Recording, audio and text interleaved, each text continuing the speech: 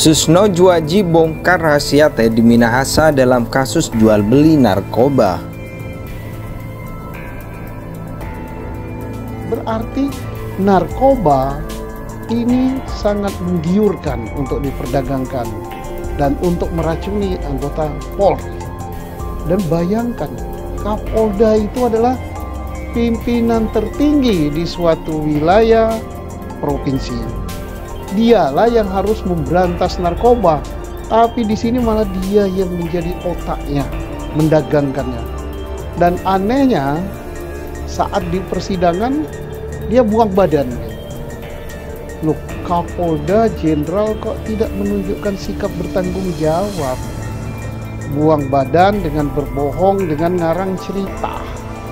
Apakah demikian sikap dan mental jenderal-jenderal polisi kita, Jenderal Polri ini?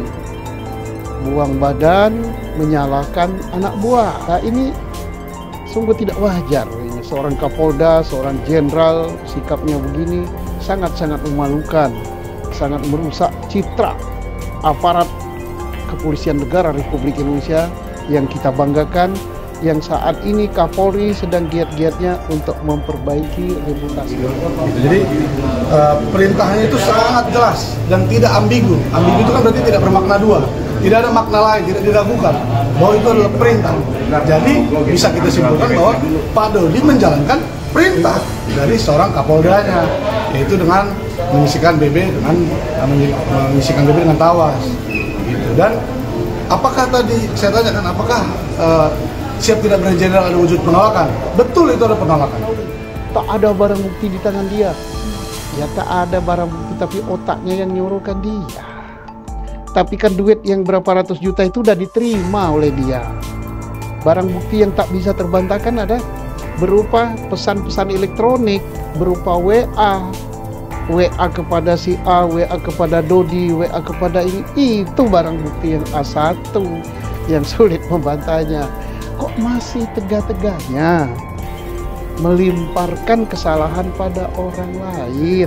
Kami masih dalam pengajuan permohonan perlindungan hukum kepada LPSK dan sebagai JC 3 klien kami, yaitu AKBP Dodi dan juga Linda Pujiastuti dan Samsul Ma'arif, karena 3 klien kami ini siap dan sudah saya tanya juga.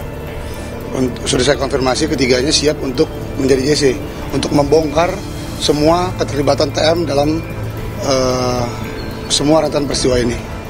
Pengajuan permohonan aja, baru pengajuan permohonan, surat kuasa kami, dan tentunya laporan polisi itu dalam satu surat permohonan. Karena itulah proses penegakan hukum termasuk di persidangan, prinsip yang dipegang adalah pembuktian, bukan pada pengakuan.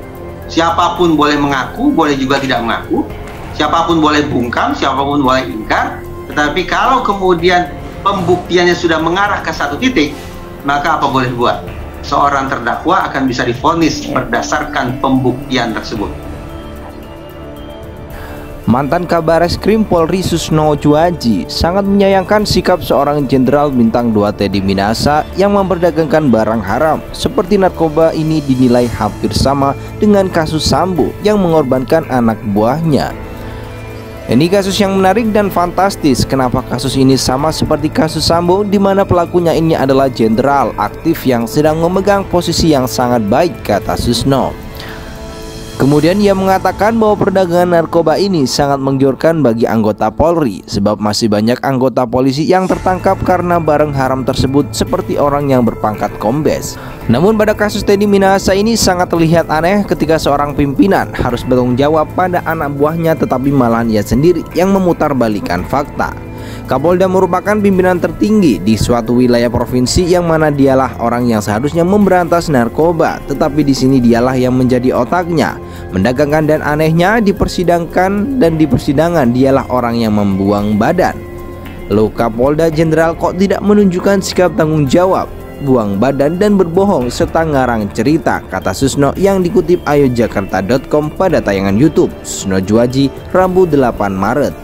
Di sisi lain, Susno juga mempertanyakan apakah memang seperti ini sikap mental seorang jenderal-jenderal polisi kita yang selalu membuangnya badan hingga menyalahkan anak buahnya sendiri.